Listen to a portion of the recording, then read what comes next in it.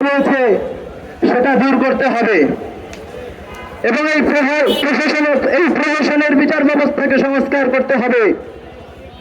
তৃতীয় কথা হলো, আমরা ইসলামপন্থী জুলাই যোদ্ধারা বলতেছি, আমাদের রক্ত এবং ঘামের উপর দাঁড়িয়ে ইন্টারিম সরকার যে তামাশা শুরু করেছে, সেই তামাশাকে আমরা কোনোভাবেই বরদাস্ত করবো না ইনশাআল্লাহ।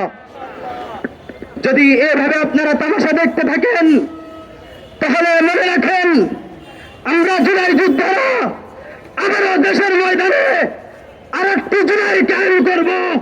সেই জুলাইতে সারা দেশের রক্তের সয়লাব বয়ে যাবে। আমাদের দ্বিতীয় কথা হলো,